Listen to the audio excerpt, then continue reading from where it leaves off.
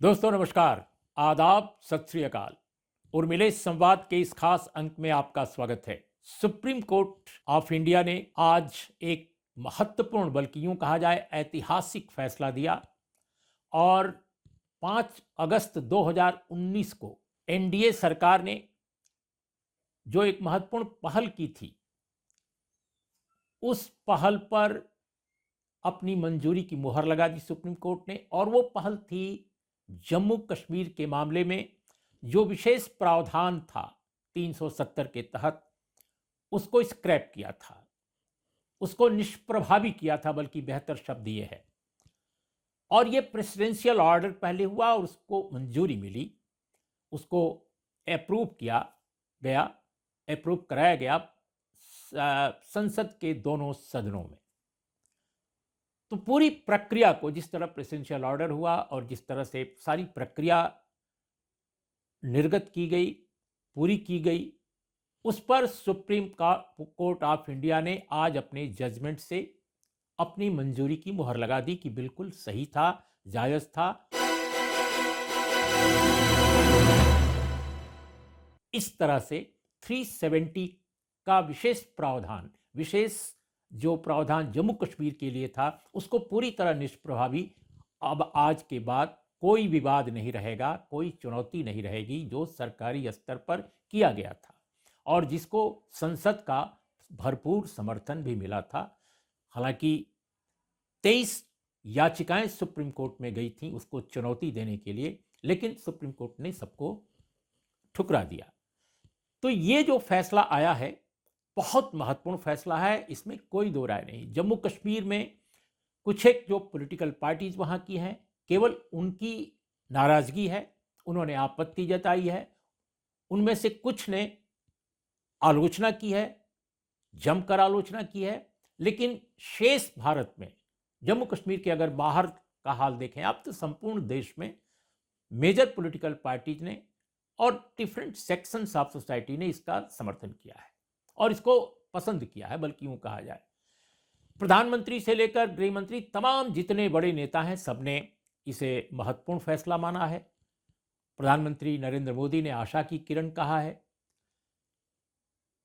लेकिन जम्मू कश्मीर के मामले में जो फैसला सुप्रीम कोर्ट का आया है, उसमें दो बहुत महत्वपूर्ण पहलू हैं। एक तो ये कि स्टेटहुड की वापसी हो, यानी पूर्ण राज्य बनाया जाना चाहिए जम्मू कश्मीर को। यह भी 5 जजों की संविधान पीठ ने कहा है और 5 जजों की जो संविधान पीठ है, उसमें डीवाई चंद्रचूड़ की अध्यक्षता थी, जो देश के मुख्य न्यायाधीश हैं। इसमें जस्टिस एस के कौल थे, संजीव खन्ना थे, बी आर गवई थे और जस्टिस सूर्यकांत थे। ये सारे लोग सुप्रीम कोर्ट के बेहद महत्वपूर्ण और वरिष्ठ जज हैं जो संविधान पीठ में शामिल थे। तो इन लोगों ने जो जजमेंट दिया है, उसमें यह भी कहा है कि 30 सितंबर 2024 तक जम्मू कश्मीर में चुनाव होना चाहिए और यथाशीघ्र स्टेटहुड की वापसी हो, यानी पूर्ण राज्य उसको बनाया जाए, ये भी कह दिया है।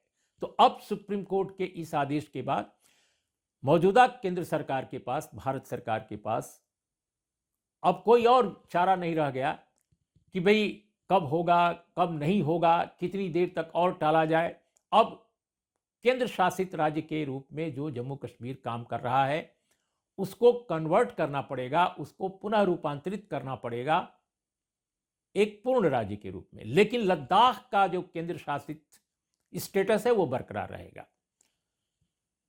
दोस्तों, ये तो आज का फैसला है, लेकिन इस 5 जजों की जो पीठ है, उस फैसले के बाद, उस फैसले के साथ बल्कि कहा जाए, एक और बहुत महत्वपूर्ण जजमेंट जो सेपरेट लिखा गया, अलग से एक जजमेंट लिखा गया, और वो संविधान पीठ के एक जज साहब, बहुत महत्वपूर्ण जज साहब, वो ही वरिष्ठ जज हैं, जस्टिस एस के कौल। इन्होंने जो अपना जजमेंट लिखा है, उसमें बड़ी महत्वपूर्ण कुछ बातें कही हैं। उसमें उन्होंने कुछ सुझाव दिए हैं। मैं उनका जजमेंट का वो हिस्सा आपको पढ़कर सुनाना चाहता हूं, क्योंकि वो बिल्कुल अलहदा है, बिल्कुल अलग है और बिल्कुल खास है।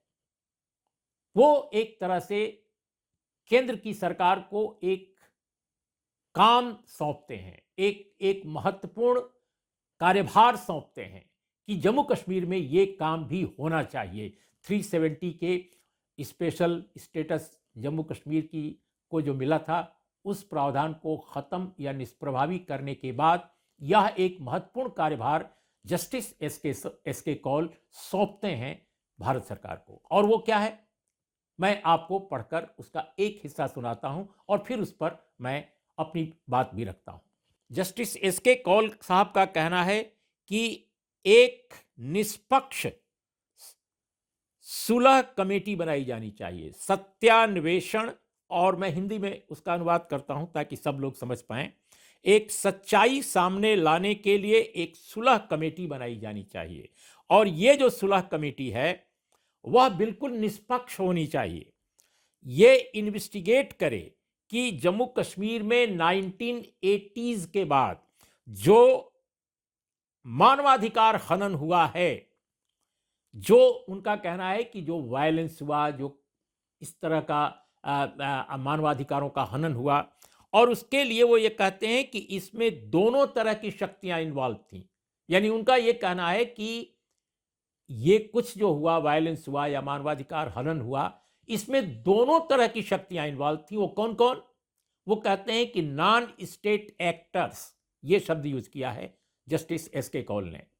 नॉन स्टेट एक्टर्स का मतलब होता है कि उनका इशारा है कि जो उग्रवादी या आतंकवादी या इस तरह के जो लोग एलिमेंट्स थे उनकी तरफ, कि उनकी वजह से जो हिंसा हुई, मानवाधिकार हनन हुआ, एक तो उसकी भी पड़ताल हो। साथ में वो ये कहते हैं, बड़ी महत्वपूर्ण बात, कि जो स्टेट की तरफ से, यानी सरकारी स्तर पर, अगर इसको संकेतों में देखा जाए, इसकी क्या व्याख्या होती है स्टेट के बारे में, तो जो सुरक्षा एजेंसियों या अन्य जो संगठन हैं सरकारी, उनकी तरफ से जो मानवाधिकार हनन हुआ या हिंसा हुई, जो कुछ हुआ, जो मानवाधिकार हनन के मामले में आता है, वो ये कह रहे हैं कि इसकी भी पड़ताल कराई जाए, दोनों की।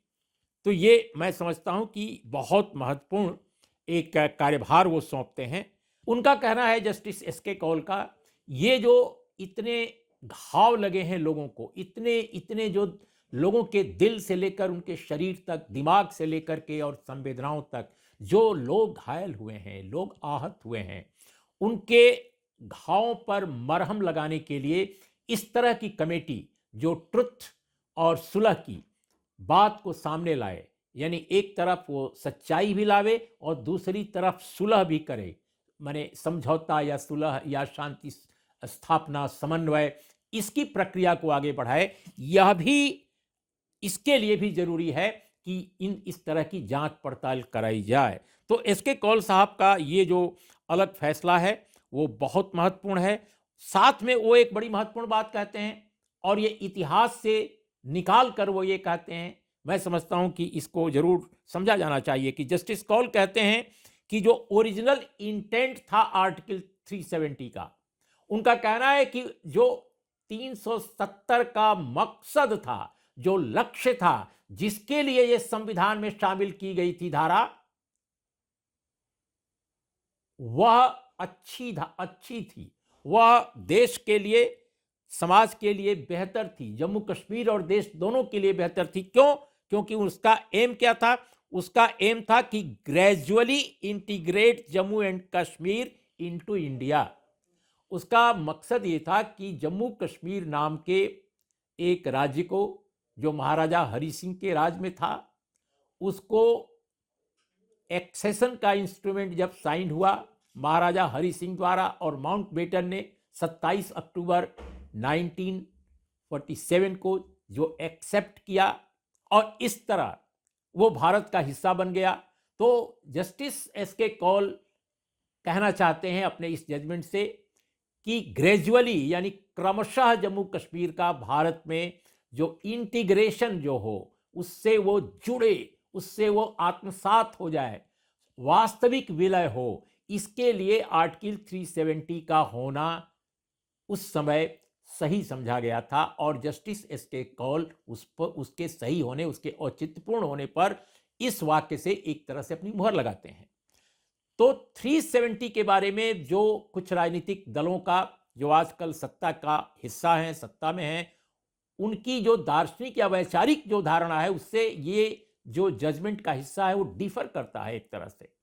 दोस्तों, यहां यह बताना भी जरूरी है कि भारत के संविधान में जो आर्टिकल 370 जब शामिल किया गया, इस अनुच्छेद को, उस वक्त संविधान सभा में ऐसे लोग भी बैठे थे जो मौजूदा जो भारतीय जनता पार्टी है, इसका जो पूर्वज जो संगठन है, इसका जो पहले का संगठन है जनसंघ, उसके वो संस्थापक भी थे और वो थे श्यामा प्रसाद मुखर्जी साहब।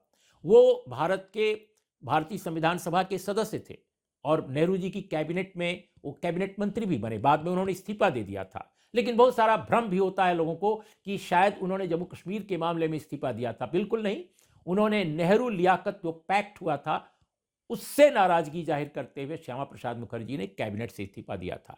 लेकिन यह बताना बहुत जरूरी है कि आर्टिकल 370 का उन्होंने संविधान सभा के अंदर विरोध नहीं किया था, उसको एडॉप्ट किए जाने के खिलाफ या उस पर कोई कमेंट इस तरह का जो प्रतिकूल हो, आलोचनात्मक हो, जिससे लगे कि आज जो भारतीय जनता पार्टी या आरएसएस या बहुत सारे संगठन जो उससे जुड़े हुए हैं वो जिस तरह उसको एंटी नेशनल मानते हैं।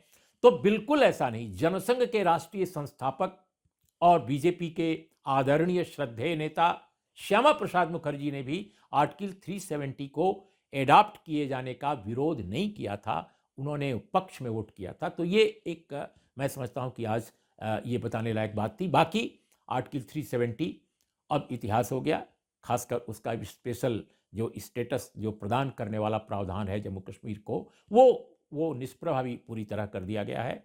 सुप्रीम कोर्ट ऑफ इंडिया ने काफ़ी लंबे समय तक इस पर सुनवाई की। आई थिंक 16 दिन तक सुनवाई चली इस पर और तमाम तरह के विचार आए और अंत में फैसला 11 दिसंबर 2023 को आया है। आज का दिन जम्मू कश्मीर की हिस्ट्री के लिए महत्वपूर्ण है। जिस तरह आर्टिकल 370 का शामिल होना एक महत्वपूर्ण फैसला था, ठीक उसी तरह से आज का ये फैसला, इसके अलावा 5 अगस्त 2019 का फैसला, हम समय समय पर इस विषय पर आपके सामने तथ्यों की रोशनी में अपनी बात कहते रहेंगे। तब तक इतना ही। नमस्कार, आदाब, सत श्री अकाल।